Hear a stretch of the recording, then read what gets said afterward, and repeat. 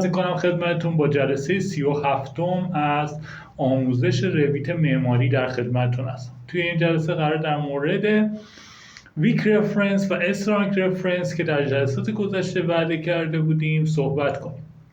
ببینیم که مدل لاین چه تفاوتی با دیتیل لاین داره و اینها رو توی در حقیقت هم محیط فامیلی هم محیط مدل ببینیم. خب برای ابتدا هم من وارد پاورپوینتمون میشم، اما قبل از اینکه بخوام وارد پاورپوینت بشم ازتون خواهش می‌کنم که اگر ویدیوهای ما رو در یوتیوب تماشا میکنید حتما کانال ما رو سابسکرایب بفرمایید و ویدیوها لایک کنید و اگر ویدیوهای ما رو در آپارات تماشا میکنید کانال ما رو دنبال کنید و ویدیوها لایک بفرمایید تا حامی ما در ادامه این مسیر و ضبط این آموزش ها باشید. خب من ابتداً وارد پاورپوینت میشم. دوره آموزش رویت معماری جلسه 37 استرانگ رفرنس و ویک رفرنس، تفاوت مدل لاین و دیتیل لاین. خب ببینید من میخوام اول یا ویک رفرنس و استرانگ رفرنس رو با یک مثال به شما توضیح بدم.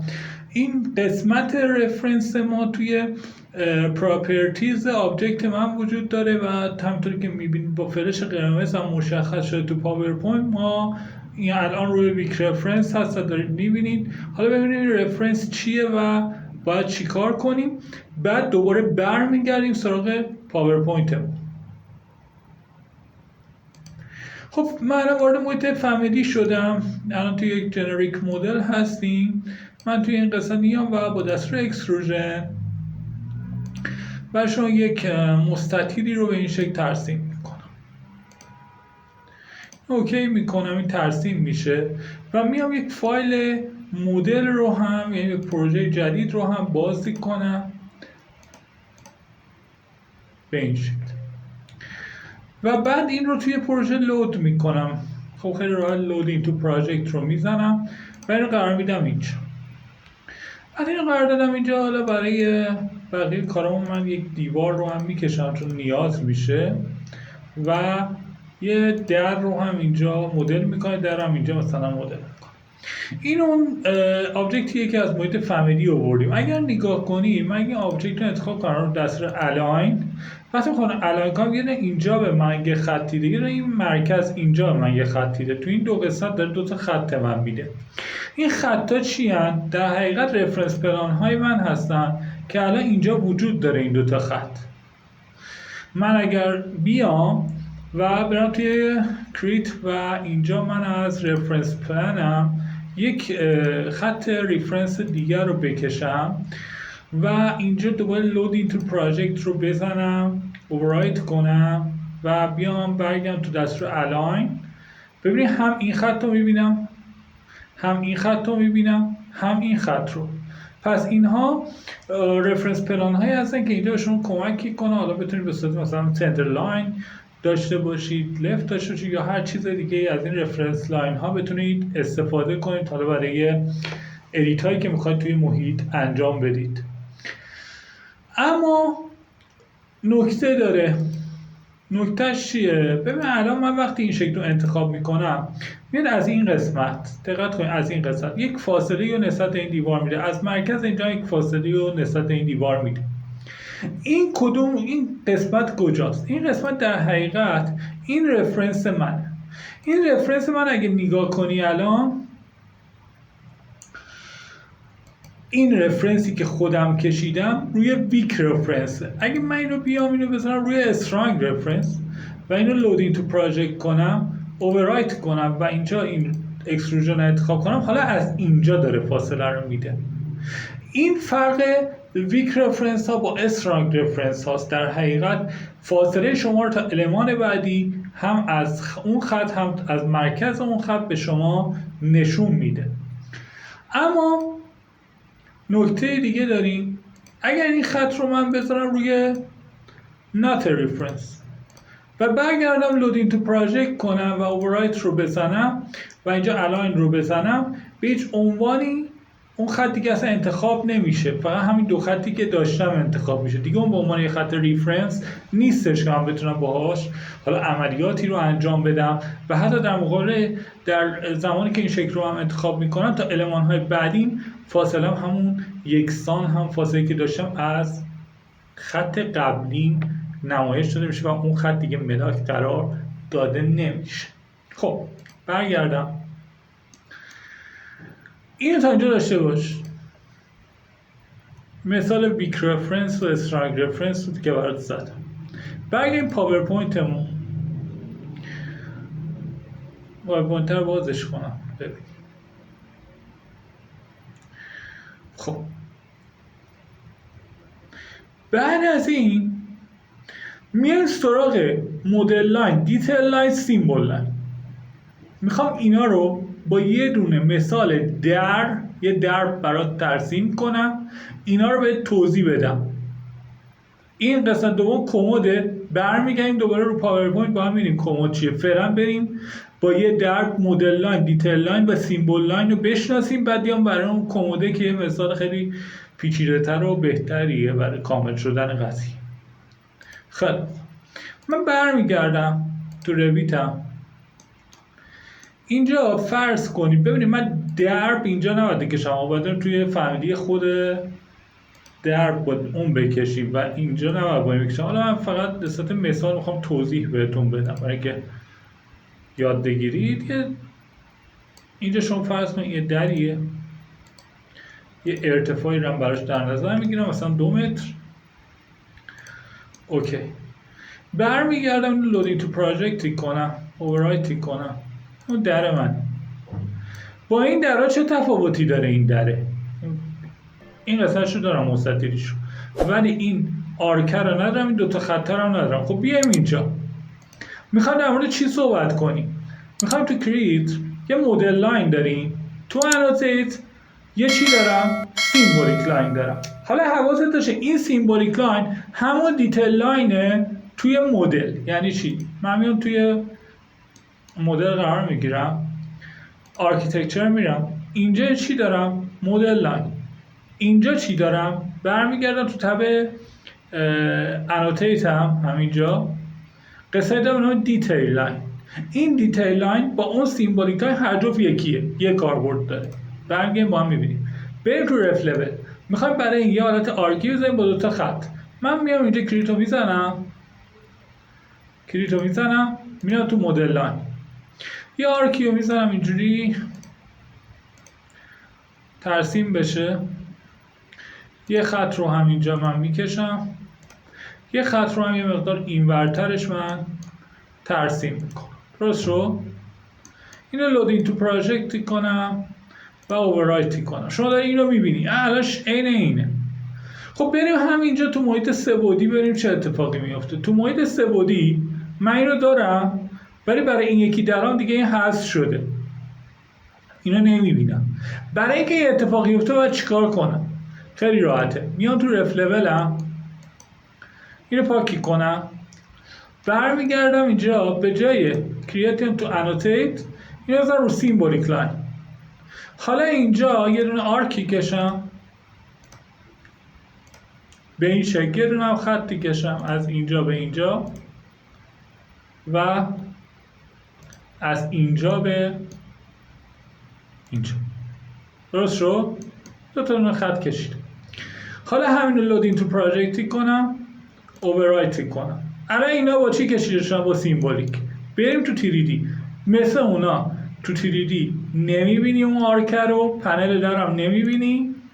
اینجا برمیگردی توی 2 بعدی آرکه رو میبینی، پنل درم میبینی. این فرقیه که سیمبولیک لاین با مدل لاینت داره. حالا بیا همینجا آرکیتکچر، بیا مدل لاین، یه دونه اینجا مثلا من یه زدی میکشم با مدل لاین، میام تو انوتیت با دیتیل لاین یه دونه مثلا دایره میکشم. درست شد؟ حالا عدسورم خارجشم، هر جفت اینا رو الان دارم تو حالت 2 بعدی میبینم. میرم 3 بعدی اینو میبینم، دایره رو نمیبینم. دقیقاً دیتیل لاین با مدل لاین تو مدل هم این کار رو برای شما انجام میده. خب برگردیم. گفتم یه مثال پیچیده تری میخوام براتون بزنم. اینا رو پاکی کنم. فرض کنید اینو میخوایم تبدیل کنیم به یه حالت یک کمد، ارزی هم داره و عمقی هم کمدمون مثلا داره. حالا برگرد تو محیط مثلا تیریدیش، مثلا اون کموده است، بعد درمیگردم اینجا create یه دونه با void form extrusion، من حالا یه آفست 5 سانتی هم بدم اینجا و حتی نه بهتر منفی 50 بدم که به داخل باید زده بشه. خب حالا میام اینجا، اول باید سطح کارم رو انتخاب کنم. میخوام رو این سطح یه void form بکشم. ست رو میزنم، پیک پلن اوکی میکنم، این سطح رو انتخاب میکنم. حالا void رو میارم، حالا این از اینجا این void رو منفی 50 رو هم بهش میدم، به این شکل میکشم یه voidی رو اوکی میکنم، یه عمقی هم بهش میدم تا اینجا. درست شد؟ حالا ببینید این تو خالیه، توش خالیه. اینجا باید شیدت کنم بهتر ببینید. شد یه انگار حالت کمد توش هم خالی. اینو من لودینگ تو پراجکت کنم، اووررایت کنم، این اون کموده است، آوردمش اینجا. این کموده اینا تو محیط تیریدیشه. این کمد دیده نمیشه تو پلان که یه ضرب در جاش دیده میشه. چیکار میکنم؟ اینو تو رف لولم حرکتش هم بدیم، مثلا بروزرمش اینجا ها. خوبه. خب میام اینجا برمیگردم انوتیت سیمبولیک لاین، یه ضربدر رو اینجا برای این کموده میکشم. حالا لودینگ تو پراجکتش کنم، اووررایت، اینجا ضربدره رو دارم میبینم. میام تو تیریدی که اون ضربدره رو نمیبینم. الان متوجه شدی چرا؟ چون ما سیمبولیک لاین کشیدم. برمیگردم اینجا دور این کموده رو نباید ببینم توی حالت پلانم. چیکار میکنم؟ دوباره انوتیت سیمبولیک لاین. خب چی میکشم؟ یه مستطیل لور این ترسیم میکنم. خب این مستطیل هم ترسیم شد، مودیفای میکنم، دستورش خارجشم. حالا ضخامت این کمودم، یعنی خود این ضخامت هم نباید دیده شه، همین ضربدره فقط باید دیده شه. چیکار میکنم؟ این انتخاب میکنم، تبو میزنم، کل این قسمت انتخاب شه. اوکی، از اینجا بگیرمش که برای من بهتر باشه. خب میام اینجا برای این قسمت چیکار میکنم؟ یه دستوری دارم،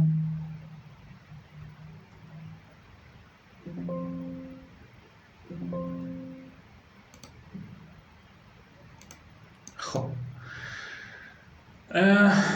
یه دستور داریم چیکار میکنه؟ میام اینجا دقیقا میخوایم این دیده نشه دیگه این کموده. الان من کمودو هم نتونستم انتخاب کنم، داره سیمبولیک انتخاب کنم. اینجوری من کمودو میتونم انتخاب کنم. یه دقیقه اینو بلند کردم از روش که بتونم راحت انتخاب کنم. با تب باید میگرفت، اما با تب زدم برام عمل نکرد. حالا شما بزنید شاید عمل کنه براتون. اینجا من ویزیبیلیتی ستینگ رو میزنم، مدیوم و کورشو حذف کنم و میتونم فقط رو حالت فاین این کمود دیده بشه. اینو اوکی میکنم. تا اینجا خوب، اتفاقی اینجا نمیفته. اینو برمیگردونم سر جاش به این شکل. خب حالا برمیگردم اینجا، اینو لودینگ تو پراجکت کنم، اووررایتش کنم، برگردم اینجا. این خط موقعی که لاین رو کشیدم اینطوری دیده شده، بعد موقع چیز لاین رو درستی کشیدم تا دیده نمیشد این یه خط. این الان یه ضربدر شما داری با دور کمدت. وقتی میای توی تیریدی اصلا نمیبینیش. چرا؟ چون باید این حالت تو بذاری رو حالت فاین. الان کمد رو میبینی، اون ضربدره هم نمیبینی. ولی خب این ایراده، من تو حالت تیریدی اگر روی فاین نباشم نمیبینمش. باید چیکار کنم؟ برمیگردم توی فامیلی، مجددا کمد رو انتخاب میکنم. این دفعه چیکار میکنم؟ میام میگم که اول این یه خط رو پاک کنیم که اون جا داشتیم اضافه میدیدیمش. اوکی، خط رو منم پاک شد. این خط رو هم بذاریم این لبه کار، این خط هم بذاریم این لبه کار، این خط رو بذاریم این لبه کار، این خط رو بذاریم این لبه کار. الان شکل اون درست تر شد. خب حالا وقتی من اینو انتخاب میکنم، این دفعه میام روی ادیت ورک پلین، رو ویزیبیلیتی سیتینگ، میگم مدیوم و کورس فعال باشه، پلن خاموشه، تو محیط پلان دیده نشه، تو فرانت و بک و لفت و رایت دیده، ولی تو پلان دیده نشه. اوکی میکنم، برمیگردم این تمام زمین رو برمیگردم سر جاش،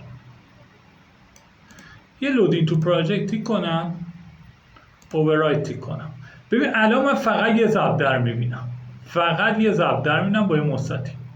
برگردم تو محیط تیریدیم دارم میبینمش، اصلا مهم نیست من تو کورشم، تو مدیومم یا تو فاینم، تو همه حالتها دارم اینو میبینمش. دوباره برگردم پلان، فقط ضربدر میبینم.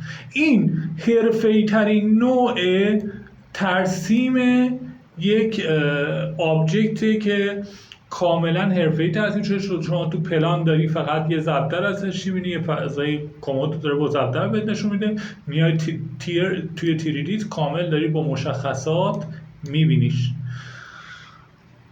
خب برگردیم سراغ پاورپوینتمون. کمد رو بهتون گفتم، کنارهای کمد رو بهتون گفتم چجوری کنید، حالت کورس و مدیوم و فاین رو بهتون گفتم و حالت پلان هم گفتم. دیگه موردی نمیمونه که من بخوام به شما توی این جلسه بگم. خب اگه سوالی چیزی دارید حتما پایین این ویدیو بر من کامنت بذارید، حتما به سوالاتتون پاسخ میدم، هیچ سوالی بی پاسخ نخواهد ماند. و اینکه یادتون نره ما رو سابسکرایب بفرمایید. تا جلسه آتی شما رو به خدای بزرگ میسپارم. خدا نگهدار.